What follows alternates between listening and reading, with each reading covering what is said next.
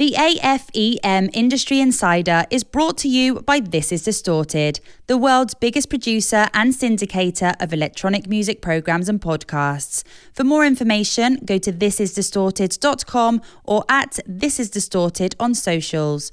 On air, on demand, on brand. This is Distorted.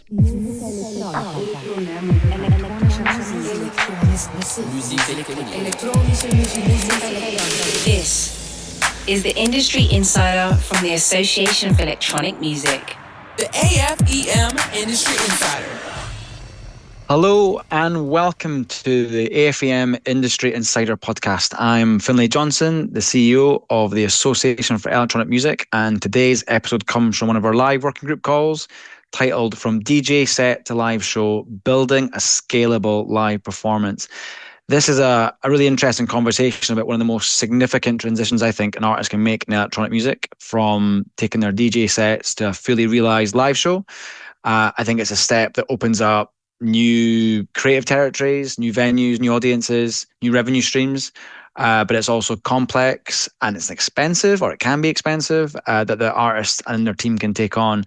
And there can be things that catch a lot of people out. So we decided to host this conversation with some people at the sharp end of what this actually entails, with different perspectives, who are living this on a day-to-day basis, to hopefully provide a little bit of a guide and provide some education on where to go right and where to avoid going wrong as you take that step from DJ set to live show, and keeping it sustainable, because that's ultimately what AFEM wants to achieve, is more live shows, more DJ shows, and finding their audience. So I'm joined by four practitioners today who work in this world. Tom Kane, a musical director who works with artists at his company, A Work in Progress. Kelly Money, an artist manager at Little Empire Management. And Pete Jordan, a promoter at LWE, one of the UK's leading independent promoters. So we're covering the full chain, from creative development to artist management, and then the booking and promotion to go from the DJ show to the live show. So let's get into it. Tom, welcome to the podcast. Can you tell us a little bit about who you are and what you do on a day-to-day basis, first of all? Yeah, sure. I'm Tom Kane. I run a company called A Work in Progress. We do music direction mostly for live electronic music. Our artists in cycle at the moment are Arlo Parks, Near Archives, Gorgon City, DJ Seinfeld. So there's a good spectrum of electronic leaning stuff, and taking people, if they may not be in an electronic world, will often guide them through the process of figuring out what their identity is as a performer, to be able to perform with more electronics and more tracks and more synths and that kind of thing. So we kind of get everything ready so that you can then go and take it out on the road, ideally. And when do you first come on board? Is it at the very beginning? Do you get given a brief? Like, how early are you part of this process? Ideally, we're in at the very beginning. Everyone's different. Every project is different. So it sometimes depends, are you doing a very high concept thing? Then maybe you would have talked to like a creative director and a show designer first, or, often we're one of the first people in the process. We prefer to be that way, even if you want to figure out what it looks like before what it sounds like. Like, it helps us a lot just to kind of be part of that journey creatively, so that we can help artists make those decisions about, where are they moving, where are they going, like what are the right synths, because as much as, a profit will be good for one thing, it also may not be good for what you were looking for, because actually you need a 303. Like, we help with all those kinds of decisions and figuring out the most practical way to achieve an artist's vision. And that, you said the most practical way, is that something that you run up against? Like, do you have artists where their creative ambition is bigger than the practical reality in terms of venue size, for example? How do you manage that kind of creative vision with the reality of actually touring it in terms of the cost and the crew size and the technical rider? I think that's a common experience for everybody working in the music industry, providing any sort of service to an artist. There's always going to be a point where the way that you can execute something and the creative need to intersect. And I think that's kind of the bit we're always working towards, is like achieving that in the highest quality, best way that best achieves it. And I don't think there's ever any shame in saying, well, look, at the moment we're only doing 250 cap venues, so we can't have X, Y, Z, right? We need to find, often you find a lot of innovation in going, well, I need to DIY that a little bit. What can I do to get, my light show a little bit better, or my visuals a little bit better, or whatever it is? These are all still really great creative things that artists can be engaging with. And whether that's us helping them or them doing it on their own or whatever, making sure that you're doing something that you can repeat, that repeatability. It's all well and good doing one big spectacle, but then what happens after that? Do you know what I mean? Like, can we take that spectacle and do it 4 nights on the trot? Like, is that sustainable? Once you've gone and done the whole thing is exclusively pyro for 90 minutes, is that a practical thing to do? So it's always good to have an idea of the scope of what everybody thinks the journey is going to be. Where's it going next? Because then we can plan and create a practical roadmap and go, okay, well, look, we may not have that thing that you really want now, but maybe by the time you get to the Brixton Electric show, for example, that becomes much more realistic. So I think that there's lots of ways to approach it, and every artist is different. So. You talked about that practical roadmap there, and I'm interested in how long that takes, because I think, there's often a long lead time in securing the right venues, even before you get to booking the venues. What does the process look like for rehearsals for a live electronic show? And are there aspects of that get underestimated in terms of the planning and the rehearsal time that's needed? I think when people are new, it's common to underestimate how much time you're actually going to need. And when you haven't done the process before, there's always these little niggles that you can't really plan for.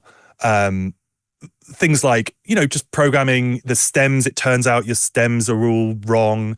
I'm sure anybody who's done management before will be very familiar with how much of a nightmare it can be to get stems just correct. And there's all these kinds of things that you need to account for in the process of putting the show together. And then the amount of rehearsal time you actually need to be able to remember things, I'd say that there's a broad spectrum, especially in electronic music, of where people come from when they find themselves in it. And some people are, have grown up as players who've played in lots of bands and, been out playing instruments every single night. And there's some people who've come from maybe more of a DJ and a producer background where that is not quite as a familiar experience for them. So they can underestimate those rehearsals a lot, and that maybe they're going to need 2 or 3 more days just to really lock those parts in. And that's fine. Do you know what I mean? It's whatever gets you to the point that you need to get to. Unfortunately, an electronic show often looks a lot more slimmed down. It's normally between 1 and 3 people. So you can do it in a much smaller space than you can some of the bigger pop shows that I've done in the past, where our studio in London, we do a lot of our programming and rehearsal here for a lot of our artists, because we only have sort of 1-2 people to deal with, which means you can do things much more efficiently.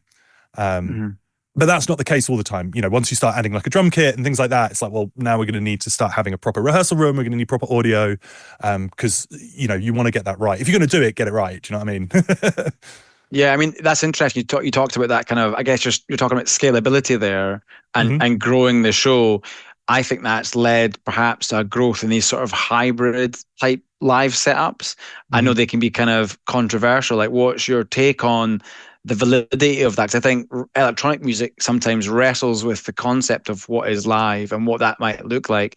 Do you have any thoughts on where the line should or shouldn't be marked in terms of this is a live show, this isn't, or is everything up for kind of individual iteration depending on the artist and their creative vision?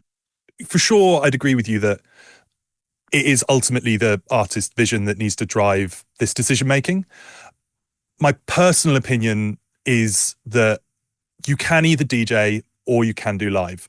And I think you should keep those separate, and mixing them is not necessarily a responsible thing to do for your fan base or for you artistically, because once you're moving into this live world, that's you becoming a headliner, right? That's you saying, here is what I am, and here's what my narrative, here's what my voice is as an artist, and here's what I'm trying to say, and I'm going to present it to you.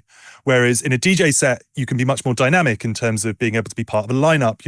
The art of the warm-up set is still relevant as a DJ at any point in your career, as well as defining that between peak time and whatever, right?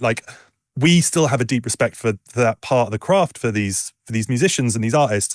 And I think your live show should become an opportunity to say, here I am, here's what I mean. Do you know what I mean? Like, it's something that I don't think you can necessarily achieve it as much with DJ sets, because you do need to play to that environment, to that club. Like, you know, a set that you play at, Fold is going to be very different to a set that you play at Coco. So, like, you're taking all these things into account all the time, I think. And I guess what you're saying is there shouldn't be there's not an access point issue with live shows. You can start at 200 cap venues and have it small and grow it from there. It doesn't need to be, the Justice live show for it to feel like a real creative endeavor, right? Yeah. It's always going to be a lot of work, and it's always going to take time to get to the point where it's done. I mean, the joke with a work in progress is that we called it a work in progress because all live shows are a work in progress. They're constantly evolving, and you're always moving on with stuff, and you need to be changing based on the music that you're making, and that a new piece of gear will be released that will be perfect for the show, so you're going to try and incorporate that to it. But yeah, it's an opportunity to do something very different that you can't do with any of your other offerings, particularly in the electronic space. And there's nothing wrong with doing it in a way that's sustainable to start off with and slowly growing. And you're going to learn a lot along the way. You're going to really understand what it is you want to achieve as an artist in that space. And you have to do it loads to do it. I find that a lot of our artists who DJ a lot, they're very comfortable with DJing because that's what they do day to day. And the live show then becomes a little bit, it can be uncomfortable and intimidating, and it's because it's not the thing that you're doing every weekend. And so you haven't quite figured out what it is and who you are in it. And it's got a bit of another layer of complexity, right? Because all of a sudden you're like, well, I probably need a tour manager. Swim is one of our artists who I really respect for that, where he has just gone out and he's just like, I'm just going to fucking do it myself. I'm just going to go and get it done. And like, I'm going to learn how to set it up. I'm going to learn how to program it so I can add tunes and stuff. That's brilliant, right? He's working hard to get those shows on the road, in the same way that at some point he would have had to work hard to get a booking as a DJ and get those DJ shows out, And within that kind of process, and it sounds like you're birthing the creative vision of the artist collaboratively. Do you find yourself having to push them out of their comfort zone and say, this sounds a bit too close to your DJ show? What about this? What about that? And adding in different components to make it a substantially different show to what their DJ show might be that they're doing, every week? I'd say that we're not doing our job properly if we're not pushing an artist at least a little bit. And, that's met with a broad spectrum of, acceptance and whether people are comfortable with that or not.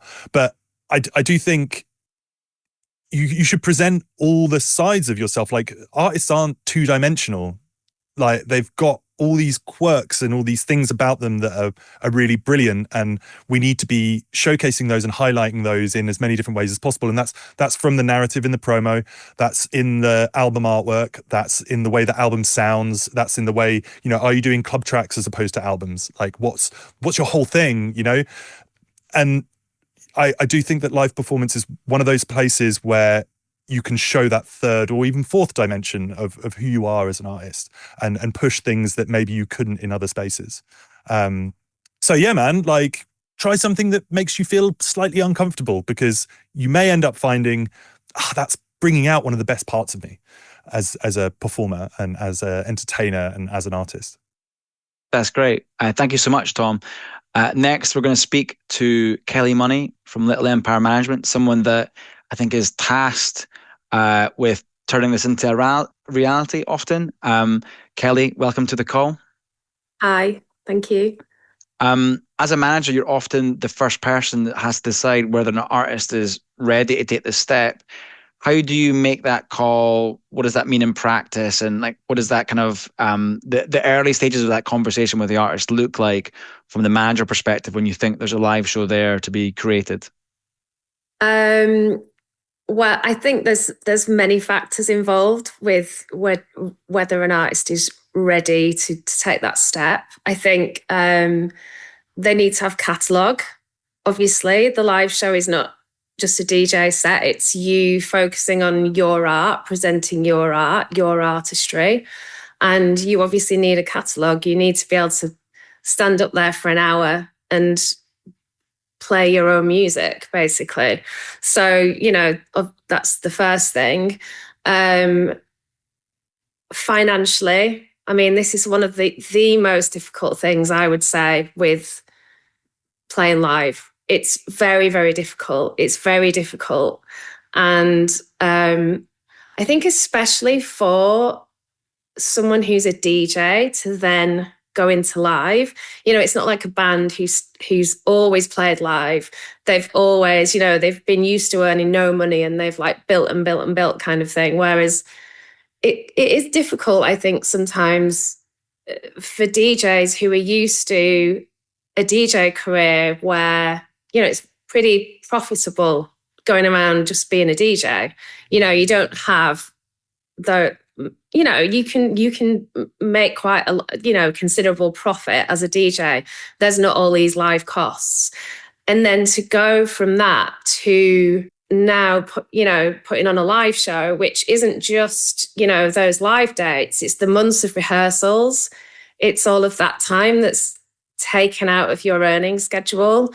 It's not a small thing.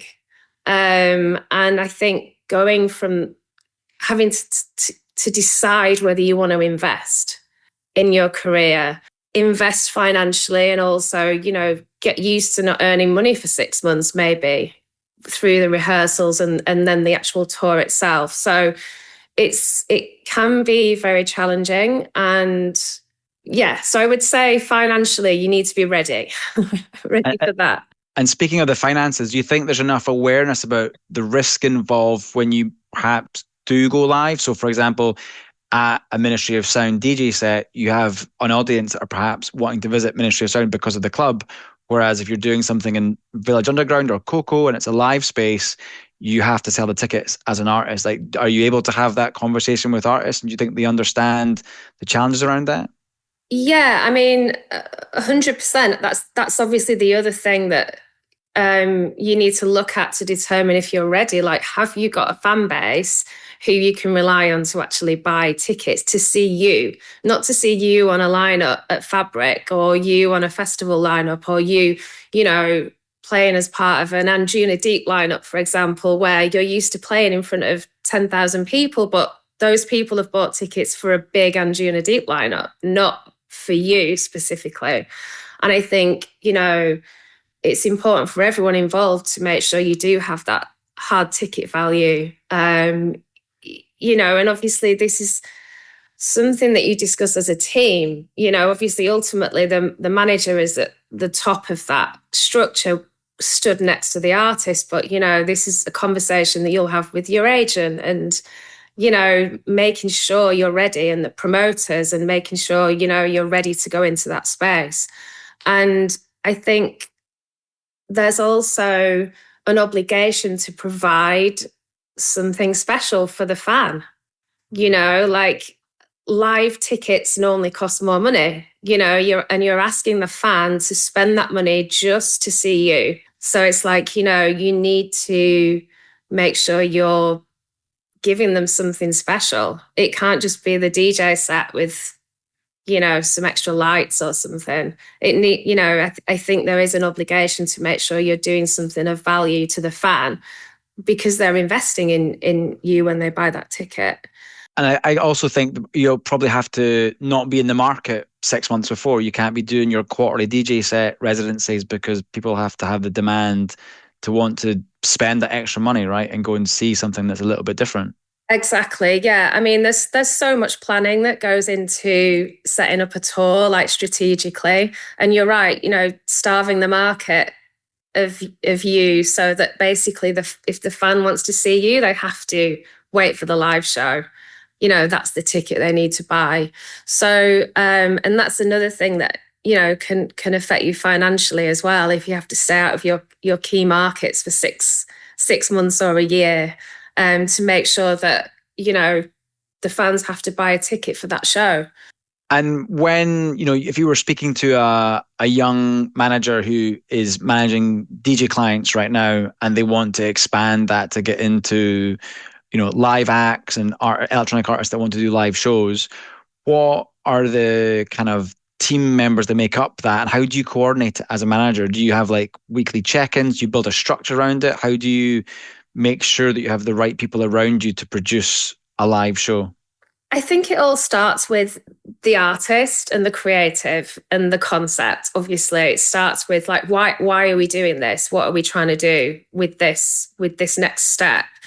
And normally when I've done this before, it's normally been around, you've got a big album coming up and it's like, what are we doing around this album to present this album to the fans? But also, this is an opportunity for us to grow as an artist. It's an opportunity for us to show a deeper level of artistry. So it's twofold. It's timing for marketing, to promote a concept and to promote a body of work, but also then that feeds back into the artist profile and the leveling up of the artist and doing something new. So definitely it starts there. Like, why are we doing this? When do we need to do it? What's the idea? What's the concept? There's so much preparation from the artist side then. Tom already touched on it, but just how are you going to perform it? How do you take this studio recording and actually translate that into something live?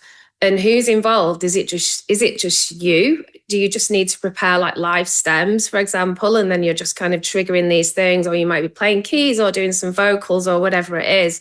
Or, do you need other people to help create something live? Do you need another vocalist? Do you need, whatever it is? And I think it kind of all has to start with that. And then once you've got your idea, obviously there's the agents, the agent needs to get involved and you're like, look, we've got an album dropping here. We want to do live touring to support the album. Here's where we want to perhaps do it. And then it's about like looking for the right venues, the right promoters. Hopefully you already have a relationship with a promoter who, is already invested. Like you've probably already have a relationship there where you've been like building together. And, definitely when we've had the most success with this, it's because we're working with promoters that we already have that relationship with. They're there to help. They really want to help, build the artist and be involved in that long-term growth. And, agents are just so important with finding the right venues, finding the right, size of space. Also, the venue is so important because it can be a game changer financially. If you go into a venue that's, for example, already got the screen and, the amazing lights package already or whatever it is, as opposed to you going into a venue that's just a box that, it's an absolute game changer financially and in terms of being able to like deliver a concept. So, start with the creative concept. Then you actually need to plan the timeline. When are we doing it? Which venues are we going into? And then I would say next step is probably bringing in the creatives and the production team and figuring out how do we realize this vision? Because I think we touched on it before. Sometimes the artist has some crazy idea of what they want to do. And in reality, quite often you need to pull that back. It's like, it's just not logistically possible, or you need to be clever with it. And some incredible production people out there who'll be like, maybe we could do it this way, or instead of screens, let's bring a drape in and I don't know, there are ways to get around certain things. And, you definitely need advice in terms of the technical setup as well. I mean, we've had artists who they want to bring the profit. They want the profit on the stage. It's cool. We love the profit or whatever. And, the production guy's like, yeah, but you're only using it for that little bit in that one song. And like, think about when you have to travel around with the profit and, and sometimes the complexity of what artists want to do on stage, it adds difficulties. Like if something goes wrong or, it's just, and there's a lot of people out there who can really help to advise on this stuff because they're doing this stuff every day, have a great production team, someone who's used to doing this. There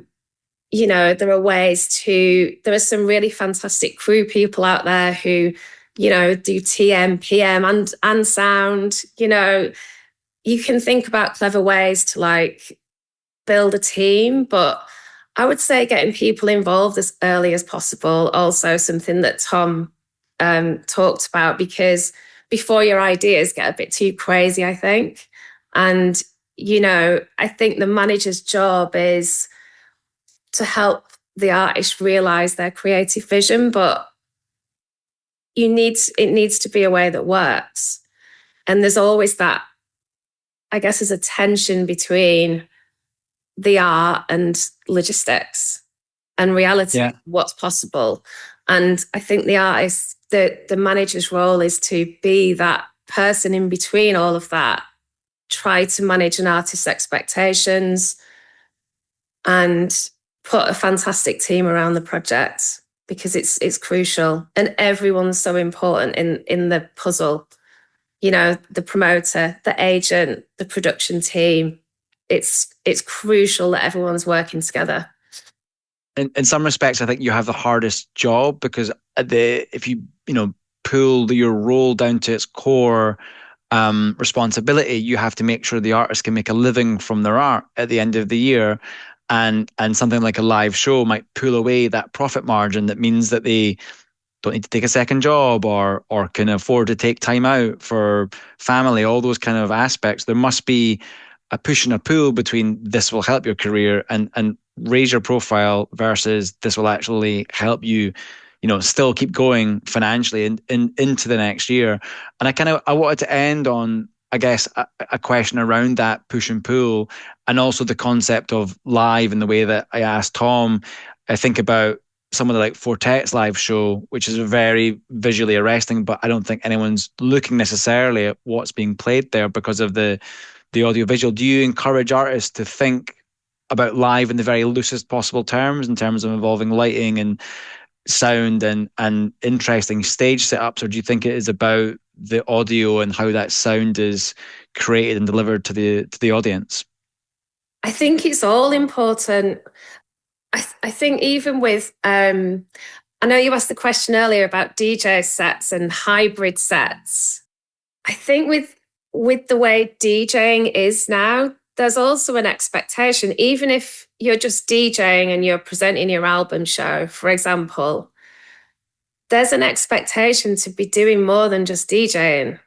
I think the lines between electronic performance now is blurring a little bit. I feel like traditionally DJ sets were just you're in a booth in a club and people are not necessarily going to watch something, but the way it is now, even a DJ set, I think there's a pressure to bring visual, live elements, so I think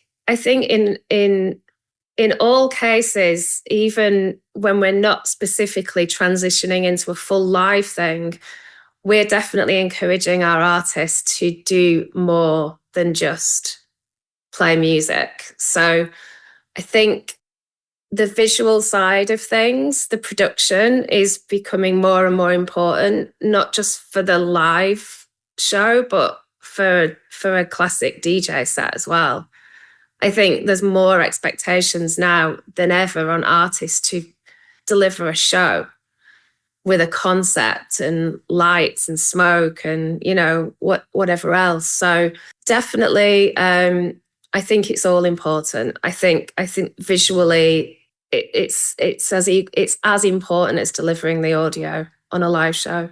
And I also think there's probably a reaction against that. There's a kind of yin and yang, and you'll get the growth of underground spaces where there's no phones and there's no visuals, and it's about the atmosphere. So I think there's probably an aspect to where the scene is self-balancing, and you're seeing a rise in an audio-visual live experience, and then also club escapism, if you want to call it. Yeah, I hope so.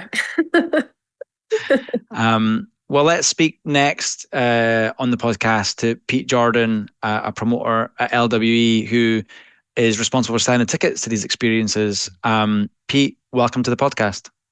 Yeah, thank you. You're talking to an agent. It's an artist you've booked before, but they are offering you a live show. How do you feel about that? Does your heart sink? Or are you thinking, yes, this is going to be something new to sell? What is it that you're evaluating when you're being offered that live performance show? I think early on as a promoter, I suppose during the noughties, when DJs have started to sort of come out as doing more kind of hybrid kind of presentations, bringing vocalists, having visual elements, and we could start to see sort of a demand for something a little bit more, engaging in terms of audio visual. It was an interesting one because that was usually quite simple, but suddenly artists started coming properly live as such. And I think what everyone's discussed so far is what actually is a live set. I've seen things called live sets, which are just a DJ set, and I've seen some really ambitious live projects, which are the real thing, as demanding as any sort of 4 or 5 piece guitar band. Sometimes even more complex, especially because of the additional production. I think by the time the US really picked up on EDM, there had to be something a little bit bigger than just the DJ in the corner of a room. So the essence of sort of clubs has changed, and there's definitely a push now. A lot of push from some of the bigger agents to try and develop artists, especially ones who are going to be making albums, to try and get them onto main stages of festivals, because that's the long-term goal. That's where the big money can be made.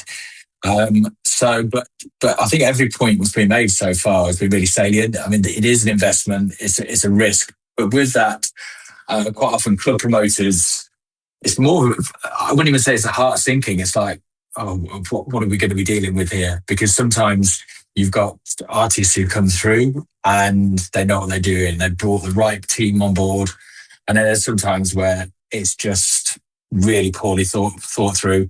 You end up picking up so many extra costs, both sides, and it can be hideous. But really, if you want to know the power of an artist's ticket selling, their hard ticket value, a Tuesday night, 7 p.m.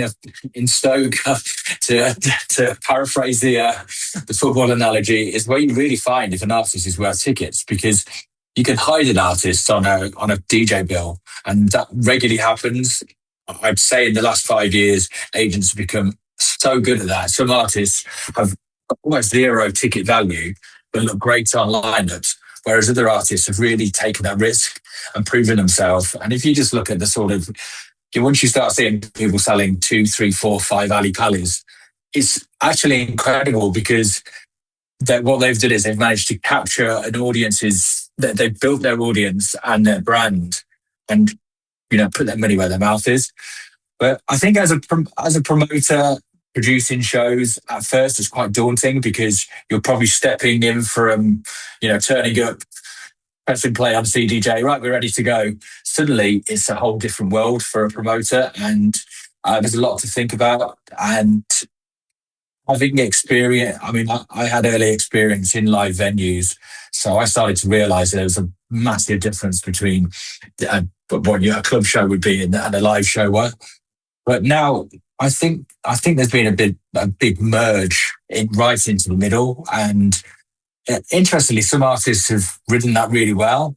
Some have done quite poorly. I mean, I did write down a few examples of acts. I won't talk about the poor ones, because I'm not that sort of person. But I mean, an interesting one is Calvin Harris, who started out really as a live act and switched into being a DJ, and found he rode that whole big EDM sort of world, but with albums behind him. That was an interesting sort of switch. Some acts in the dance music sphere have never really DJ'd. I mean, Fred again really is a really live entity as such, but might not be seen as live as perhaps when Pendulum went from being DJs to the full band experience. I personally think if you're enhancing what you're doing, you're making music especially around albums, and you're there presenting it in a more engaging way. I don't think there is a right or wrong way to do it. I think ultimately you're trying to cultivate an audience. And I've worked recently with a drum and bass act who wanted to start creating their own brand. And even though it's still a DJ set, it's starting to merge in that sort of hybrid world. And what we've done is we've moved them off the normal club times, moved them to a daytime slot. We've introduced their singers. They make great albums. And we've introduced a visual and lighting element. We've pulled an amazing lighting team who are really very good at sort of lighting. And it's a low cost option, really, to suddenly take an artist from being on a 10 DJ bill to suddenly they're the only artist, they're the only act who plays on the day. And we know, having sold out of Coco, how many tickets they're now worth. That's been an investment to them. An investment for them financially, we didn't want to stress it, but they invested their time. They invested taking shows out of their diary to clear the space. And I think it's worked for them because it's picked their diary is filling up as DJs internationally because they have content which they can now push out there. So it's an interesting world. Sometimes it's done really, really well. I was at Royal Albert Hall for Max Cooper's show earlier this week, and it was phenomenal, absolutely out of this world. I have no idea where that would have landed financially. I think as a one-off show, it might have even cost the artist to do it. But that investment and into their artistry, which sometimes is people don't believe exists in electronic music, it really does. And I'm pleased to see some artists really riding the wave properly and doing it well. But yeah, there's some very interesting artists out there who've proven their value in the live sphere. The person that's not present on this call, I guess, is the fan, the ticket buying public, and ultimately their opinion matters most in some respect. And I think I'm interested to get your sense as a promoter what the ticket price elasticity is like for a live show compared to a DJ show. I imagine you get agents that will tack on a live tax and that will sometimes be absorbed by the consumer, but sometimes not. How do you measure that fan engagement around the live experience? Well, the difference in the live world to club world is generally how the fee structures are placed. And in the live world, you base off a guarantee and then a percentage split, which is in many ways a lot more equitable and a lot, the artist is technically in control of their budget. And for that reason, as long as you can find a fair sort of ground where the guarantee is and the expectation of turnout and ticket price, you're actually working to a parameter which is much fairer for both promoter, the artist, and hopefully the fan. Although the fan will, they vote with their feet if something's too expensive. What in a club world we have to take risks on fees, which sometimes you just look at it and go, wow, there's no proof of value. And as I said, some acts quite cleverly hide behind these sort of fees. And when people are going out, it's great. When we go through periods of, the industry contracting, it can be very difficult to hit those sort of numbers. But yeah, live, you're working collaboratively in a collaborative sort of sense with the artist, the agent, and everybody involved. There's a lot more transparency. I mean, there's still this whole idea that, the promoters making, I suppose it's an industry-wide thing. Everybody's always making more money than you are. And in the back of your head, everyone's skeptical. A good live P&L is very open, transparent, and it can be discussed at any point. In a DJ world, when they suddenly ask for their fourth bottle of Don Julio 1942, in the live sphere, they're probably paying somewhere between 80 and 90% to have that extra bottle. So funny enough, it's a lot easier to be fairer on our riders when we're discussing live acts. I actually prefer that world, but also I think what Kelly mentioned as well is we've actually started to see DJs acting more like live act without even doing a live show. the hard ticket kind of show. And some acts have done that really well. Sonny Fodera, as an example, is an artist who he doesn't particularly, I mean, there are visuals and that kind of thing, but there's no real live element past, him DJing there. But he rolls through like a live act. Tour manager, granted a smaller team and, no real need for proper sort of backline. But there's some really interesting, good examples where I think live music has taught electronic music how to act in a different way. The only downside sometimes is when an artist suddenly finds out they're worth 3,000 tickets. When they come back to DJ next time, they want a lot more money. But I think that's the investment to progress themselves financially.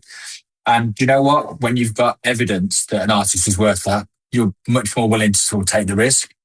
The one thing I would say, and I've said this many, many a time, is that the support you get when it's an artist tour through their socials is very, very different from when it's just a DJ set. And sometimes as a promoter, I find it quite frustrating that we get nowhere near the sort of level on a festival or a club show of the support what we would like really to try and effectively sell tickets based off their name. But that's from artist to artist. Some are very supportive, some are very, very aloof in terms of what they want to appear on their socials. If it's all about themselves, we all know that there's a lot of ego in this industry from every angle. When everything's all about themselves on a headline tour, funny enough, there's a lot more support. The one other thing I think we should probably pick up on is the talk about the agent and promoter. There is a frustration that quite often we will build an artist to act from ground level as a club promoter, only for one of the big boys to come and take them for a live tour because they've got the promise of a major festival at the end of it. Be careful not to mention which festivals, because there is sometimes some frustration there. But there's also, and I'm seeing it more and more, there is loyalty with certain artists that they stay with promoters from the start to the end. Sometimes it means doing a co-pro with a major touring company, which is sometimes great because having people who are experienced in the live world and us in the electronic world is a really good marriage of sort of understanding of how to market to different crowds in different ways. But yeah, I mean, I personally really like the live angle. Maybe I'm getting a bit older because those 10:30, 11 p.m. finishes instead of the 6 a.m. finishes are always a benefit too. But overall, I'd say if it's done well, it can be absolutely fantastic. Yeah, it's interesting. You mentioned the word transparency quite a few times in that conversation, and I wondered and you also talked about the range and the kinds of shows you've seen, from live shows that are just DJ shows to very challenging shows. How does a manager like Kelly, build that trust with you that the show is going to be deliverable? Do you require a technical writer, for example, or would cost sheets of the rehearsal also help? Like, how do you kick the tires for a live show to kind of invest your time in it as well, make sure it's the right show? So, I mean, the one thing which I think we probably forget as promoters is all the prep work beforehand. We look at very much what happens on the day. But, we agree on a costing sheet effectively, which effectively covers all the sort of costs from the venue costs, the production costs, and everything was agreed in between. But yeah, I think there's a good, strong understanding that on an involved live show that the artist is probably putting up costs, which if at any point, for instance, on a tour, if a couple of shows drop out, they're probably going to lose money because the margins are just so ridiculous. It's an industry where the margins are ridiculous on every side, and even venue side now. I think venues, the spiraling cost of venues, etc., and the push for real estate, which means that venues are regularly closing down because there's a nice block of flats which can replace them. We're all operating within quite crazy margins. But again, I think transparency, communication and trust, if you can build that, there's good relationships to build. Fantastic. I'd also like to check if you've got any questions for Tom or Kelly if you've got any questions for Pete or Tom. No? Well, from my end, I think it's very interesting to hear it from another perspective because, I think sometimes we just think, we're getting ripped off as promoters. People think everyone's, as I say, everybody thinks everyone's making millions of pounds. And quite often we're all in this crazy industry because we started listening to music at a young age and wanted to be part of it. And I think for that reason, the creative industries, there obviously there's regularly an exploitative kind of nature to them, especially when the corporates come in and try and get what we've kind of created. But on the whole, generally, I work with a lot of people, from artists, agents, managers, who just love being part of culture and delivering on it. That's amazing. I think I've taken a lot from this conversation today. I think being prepared is one, starting early is another. And I think there's a lot of space for different, I think, modalities of what a live show could be. And I think, Pete, you gave some really good examples of how those shows can scale and be successful. I'd like to thank you for listening to the AFEM Industry Insider podcast, and thank you to Tom, Kelly and Pete today for joining us. I'd also like to thank This Is Distorted for producing the AFEM Industry Insider podcast. Please remember to like and subscribe, and we will see you next time. Thanks very much. This is the AFEM Industry Insider, The podcast from the Association for Electronic Music.